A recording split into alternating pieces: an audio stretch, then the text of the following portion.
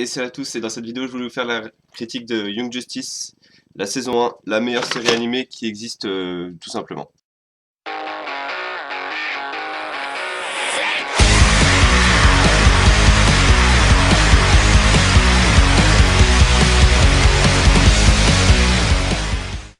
Ok, donc pourquoi je considère que Young Justice c'est la meilleure série animée de tous les temps. Enfin, j'ai peut-être un peu abusé dans tous les temps, mais en tout cas c'est clairement une série qui restera dans ma mémoire.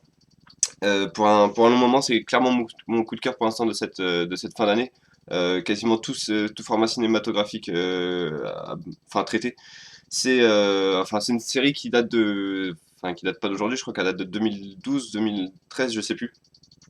Et pour tout vous dire, en fait, je la suivais depuis un moment, c'est-à-dire que sur certains sites américains, je voyais Young Justice, etc. Et j'étais pas mal rébuté par le nom Young Justice. Je me disais, bon, c'est un truc pour enfants, donc j'ai pas très envie de regarder, je vais perdre mon temps. Donc là, j'ai vu que j'avais un peu de temps devant moi, je me suis dit, bon, allez, pourquoi pas, je vais tenter. En plus, la série est pas très chère, elle est à 20 € la saison complète, la saison 1 complète sur Amazon en DVD, parce que le format Blu-ray n'existe pas pour cette série. Et je pouvais pas avoir plus tort. En fait, c'est clairement une série qui tord le cou à toutes les idées reçues que vous pouvez avoir sur les séries animées. C'est-à-dire que, et notamment à son nom, c'est-à-dire que Young Justice, vous pouvez penser, ah, ça va être un truc pour enfants, etc. Alors oui, enfin, des enfants, à mon avis, à partir de 7 ou 8 ans, parce que un peu plus tôt, ils vont pas comprendre tous les sujets de la série. Mais voilà, de 7 à 8 ans, vous pouvez commencer à leur montrer la série, mais à mon avis, vous pouvez vraiment la comprendre que dans la tranche qui est visée, en fait, enfin, qui est même présente dans la série, c'est-à-dire les adolescents et peut-être un peu plus loin. C'est-à-dire que si vous êtes fan de DC Comics, vous allez aimer cette série parce qu'il y a tous les personnages, vous allez vraiment retrouver. Je pense il y a vraiment tous les personnages de DC dans une seule saison. Et ils sont pas inutiles, vous les voyez tous au moins une fois au combat, vous les voyez tous au moins une fois parler. Ils ont tous leur doubleur attitré en plus, même en français. Ça, c'était vraiment très surprenant et très agréable. Euh, voilà, si vous êtes adolescent, vous allez également aimer les scènes d'action parce que dans la construction, va pas se mentir, cette série part du classique et en fait, ça part du cliché pour s'en éloigner. En cinéma, on vous apprend que c'est en tout cas en scénario, c'est l'une des choses les plus importantes entre guillemets à faire, c'est-à-dire on peut partir du cliché pour s'en éloigner. C'est toujours mieux que de partir d'un point A et arriver au cliché. Donc là, la série part du cliché, par des points déjà établis dans précédentes séries et s'en éloigne de plus en plus. C'est-à-dire que certes, comment dire, la construction des épisodes est plus ou moins la même, c'est-à-dire que c'est vraiment un format série. Ça, c'est déjà une chose surprenante, c'est-à-dire qu'au cours des 26 épisodes, vous avez vraiment un fil rouge et un fil rouge qui existe, c'est-à-dire qu'il y a vraiment une intrigue dans le fond qui ne peut pas être ignorée, qui est vraiment très importante pour la série. Et au final, les deux derniers épisodes traitent cette, euh, cette intrigue.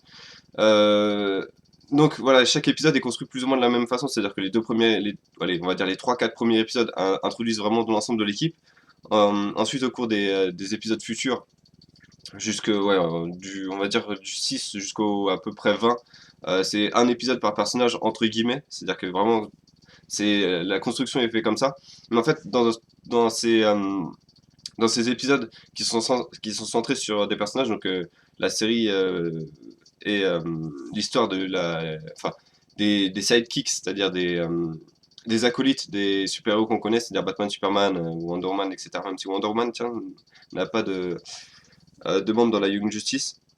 Et donc ces acolytes se forment pour former une ligue de justiciers à leur compte, parce qu'en gros, la Ligue des Justiciers leur a fait comprendre qu'ils n'étaient pas assez jeunes, enfin qu'ils étaient trop jeunes pour intégrer la véritable Ligue des Justiciers. Donc du coup, ils en forment une à leur compte et ils investissent, ils font des enquêtes de leur côté, au tout début du mois, parce qu'après la Ligue des Justiciers les engage comme pour mener des missions secrètes, en fait, pour enquêter sur des choses où eux, ils ne peuvent pas intervenir parce qu'ils n'arriveraient pas à passer discret. Où j'en étais, tout ça pour dire voilà que donc on part enfin tous ces épisodes qui sont centrés donc sur Kid Flash ou Robin ou Artemis, Miss Martian, Superboy, il y a également plus tard Zatanna qui rejoint l'équipe. tous ces épisodes-là, donc vous pensez qu'en fait vous allez vous plus ou moins vous ennuyer si vous aimez pas trop le personnage. Par exemple, moi, Miss Martian et Superboy me plaisaient pas tant que ça.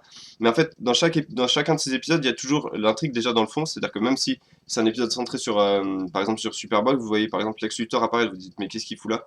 Et en fait, vous vous rendez compte qu'il a un lien avec la société qui s'appelle la Lumière, qui menace la Young Justice. Donc voilà, tous les épisodes ont un lien, tous les méchants ont un lien avec la lumière. Et on entend même, enfin on voit même des gros poissons hein, dans la série, c'est-à-dire que vraiment tous les personnages, comme je l'ai dit, sont utilisés. Ra's al Ghul, le Joker, on a Black Adam, on en a un autre qui est assez important. Enfin, on a également un arc sur quasiment Darkseid, c'est-à-dire un arc New Genesis Apocalypse.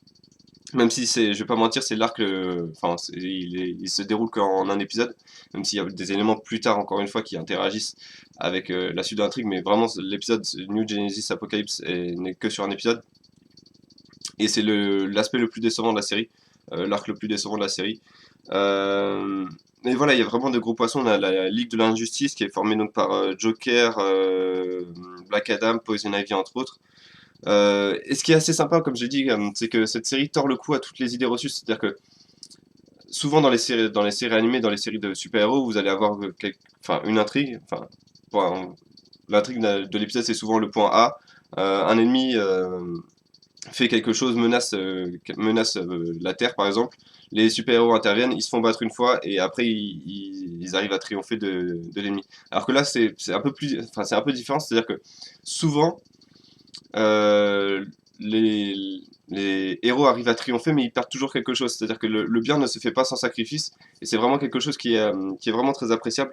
On a également des personnages, comment dire, des vilains qui ne sont pas manichéens, c'est-à-dire ils font pas le mal ouais, parce que j'adore faire le mal. Non, c'est souvent qu'ils cherchent quelque chose ou que c'est pour prouver quelque chose ou des choses comme ça. Donc ça, c'est vraiment appréciable. Encore une fois, comme j'ai dit, la série est très sérialisée, c'est-à-dire que l'intrigue commence le 1er juin et elle se finit le 1er janvier. C'est-à-dire que voilà, il y a vraiment un cours dans le temps et vraiment la timeline est importante. C'est-à-dire que ils ont vraiment réussi que le fait que même si vous vous intéressez pas forcément à la série, vous pouvez vraiment regarder un épisode, par exemple, commencer par l'épisode 16 et vous comprendrez, même si ça serait plus agréable d'avoir vu les 15 premiers, vous comprendrez ce qui s'est passé, vous ne serez pas perdu. Ils ont vraiment réussi à trouver le juste milieu entre série, enfin au sens propre du terme, et comment dire, et show de super-héros où en fait on choisit voilà, les personnages qui nous intéressent. Il y a pas mal de thématiques également assez intéressantes qui sont abordées. On a notamment le sujet, enfin c'est pas dit précisément, mais on a le sujet par exemple de l'Irak qui est abordé. On a le sujet des deux Corées qui sont abordés, quant à leur réunification ou non. On a également la thématique enfin, qu'est-ce que doit être un leader et quel sacrifice il doit faire. C'est-à-dire que le leader de l'équipe, théoriquement, enfin, ce qu'on pourrait penser, c'est Robin, vu que c'est l'apprenti de Batman et qu'il est tout désigné donc du coup pour mener la Young Justice, vu que Batman mène la Justice League. Mais en fait, on apprend que voilà, en fait, Robin est tout simplement trop jeune et il n'est pas prêt pour être leader, il n'est pas prêt pour avoir les conséquences voilà, d'être leader sur les épaules, le poids du leadership sur les épaules. Et donc voilà, tout ça c'est fait de façon intelligente, c'est-à-dire que, encore une fois, tout le monde pourrait penser que Robin va être leader et en fait non, il ne l'est pas. Et voilà, c'est le genre de choses qui est vraiment, vraiment très intéressant et qui est abordé tout au long d'un épisode, voire deux, voire trois. Et même si Robin n'est pas leader, on voit qu'en fait, c'est Aqualad, donc qui est du coup le leader de l'équipe, se rend compte, enfin dit de toute façon ça va être toi et ça va être toi qui va être leader, je vais juste apprendre comment on va faire, comment ça se passe. Et voilà, ça c'est vraiment vraiment très très très sympa. Enfin quasiment toutes les locations qu'on connaît sauf Themyscira sont présentes. On a la Watchtower, on a le mont Justice, on a Atlantide, Gotham City, Star City, tout ça, c'est vraiment. On voyage partout. On a Doctor Fate également. Enfin, on a vraiment tous les personnages que vous connaissez sont là. Euh, la fin est peut-être un tout petit peu trop en cliffhanger, c'est-à-dire que la fin, on a vraiment, vraiment les 5 dernières minutes, on a vraiment l'impression que c'était rushé, c'est-à-dire on a vraiment l'impression qu'ils se sont dit, ah, on n'a plus le temps, ou on peut pas mettre tout ce qu'on veut, va vraiment falloir qu'on fasse des choix. Et du coup, bah, ils ont vraiment coupé au couteau, on a l'impression, à la fin. Et c'est un peu dommage parce que du coup, l'intrigue, qui était vraiment très bien et très intéressante à suivre et qui se finit avec des personnages qui sont Euh, Vraiment intelligent, ça j'y reviendrai juste après. Mais l'intrigue se finit un peu en queue de poisson et c'est un peu dommage. C'était un cliffhanger voulu pour nous amener sur la saison 2, mais c'est efficace pour le coup, mais c'est un peu trop cliffhanger. Je sais pas si vous voyez ce que je veux dire. Mais c'est vraiment trop abrupt et c'est dommage parce que le final est vraiment grandiose, c'est-à-dire que euh, toute une saison du coup est basée sur l'intrigue et on se dit bon, enfin, ça va finir comment? Ça va se finir un peu voilà de façon décevante. Ça va être la Young Justice contre le grand méchant et où ils vont avoir un épisode où ils vont se faire éclater, et le deuxième épisode où ils vont réussir. Alors que non, le final est encore plus grandiose que ça. J'ai pas vraiment, enfin, j'ai pas trop envie de vous spoiler parce que j'aimerais bien que vous découvriez ce qu'affronte la Young Justice à la fin de la saison, mais c'est vraiment quelque chose que personnellement j'espérais, j'espérais, mais je ne pensais pas voir ça. Et c'est vraiment très agréable. Qu'est-ce que je voulais dire d'autre? Je crois que c'est à peu près tout. Donc en termes de notes, je lui ai mis un 19 sur 20. Vraiment une saison absolument quasi. Enfin, ça, on approche de la perfection. Il y a vraiment juste un épisode, un arc qui m'a déçu, c'est l'arc New Genesis Apocalypse qui fait vraiment tâche, je trouve, dans la saison. J'avais vraiment l'impression que c'était forcé. Peut-être des retournements psychologiques un peu trop faciles pour certains personnages comme Red Tornado ou Superboy ou des choses comme ça. Euh, voilà, c'est peut-être dû à l'épisode qui dure que 26 minutes et donc du coup à la fin on a l'impression que voilà, il suffit juste d'un bon dialogue avec un personnage et ouais c'est vrai, j'aurais pas dû faire ça, etc. Donc mais ça c'est vraiment pas très dérangeant, c'est vraiment que sur un ou deux épisodes et que c'est pas très dérangeant. Autre chose que j'ai oublié de préciser, c'est la première fois que je vois dans une série destinée pour enfants où je vois des super-héros intelligents et surtout des super-héros jeunes intelligents, c'est-à-dire que tout au long de la saison, on vous fait croire que là j'ai peur de spoiler, mais on vous fait croire qu'ils sont stupides, qu'ils sont juste pas lucides, voilà, qui peuvent être manipulés facilement. Et au final, on se rend compte que la manipulation n'est peut-être pas celle qu'on aurait pensé, peut-être que c'est eux qui manipulaient.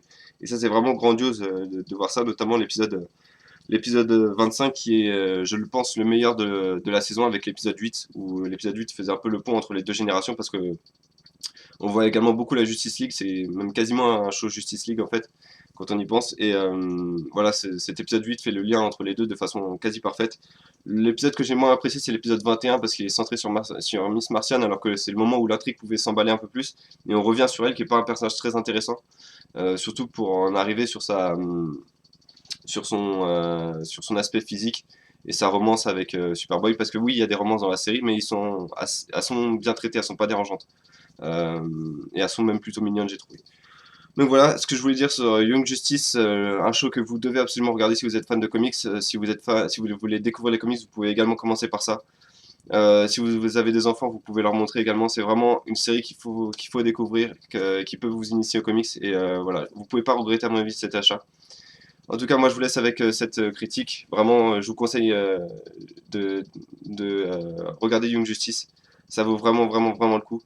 Et puis bah, j'attends vos réactions et puis je vous dis à bientôt pour une prochaine vidéo. Allez!